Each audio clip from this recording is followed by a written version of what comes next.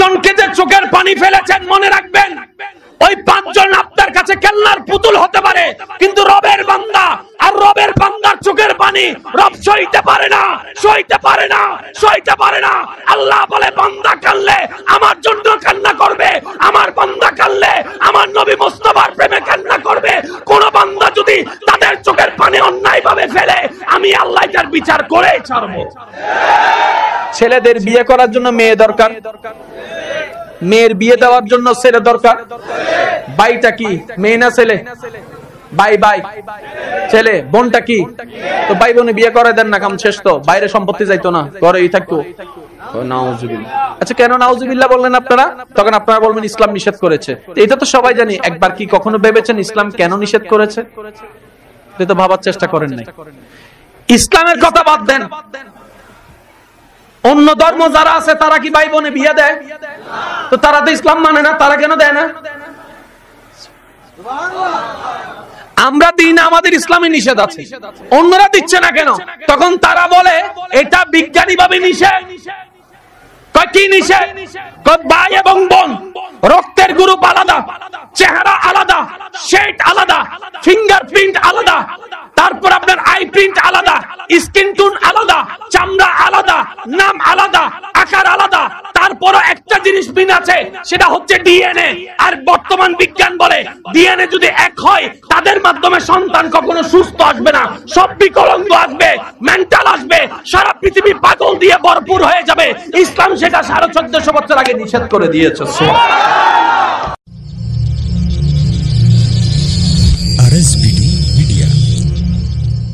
আমাদের জীবনের স্মৃতির জায়গাটা পুরাটাই দখল করে আছে, হয়তো টেনশনে, না হয় অভাবে, না হয় দুঃখে, না হয় বদনামে, না হয় গুতাগুতি, না হয় ঠেলাঠেলি, না হয় মারামারি।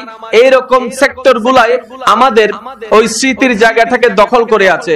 যদিও হওয়ার দরকার ছিল, জীবনে কি পেয়েছি সেই হিসাব করা দরকার ছিল, পাইনি কি সেই হিসাব করে তো আর পাওয়া হবে না। সুতরাং না পাওয়ার হিসাবটা বাদ দিয়ে পেয়েছি কি সেটা হিসাব করা দরকার ছিল। হিসাব করা দরকার ছিল আমরা অযোগ্য হওয়া সত্ত্বেও রব্বে করিম বিনা চাওয়াতে আমাদেরকে কত কিছু দান করেছেন, কত দয়া করেছেন, কত নিয়ামত করেছেন, এটা ভাবার দরকার ছিল। এটা ভেবে অন্তরকে নরম করা দরকার ছিল। এই নরম করে রবের দরবারে বারবার সিজদা দেওয়া দরকার ছিল, শুকরিয়ার সিজদা। কথা বলেন ঠিক কিনা? আমরা আমাদের জীবনটা আল্লাহ যা দিয়েছেন, যতটুক দিয়েছেন, সত্যি করে একটা কথা বলেন, এগুলা কি আসলে আমরা যোগ্যতা দিয়ে অর্জন করেছি, না আল্লাহ আমাদেরকে ভিক্ষা দিয়েছেন? জোরে বলেন না।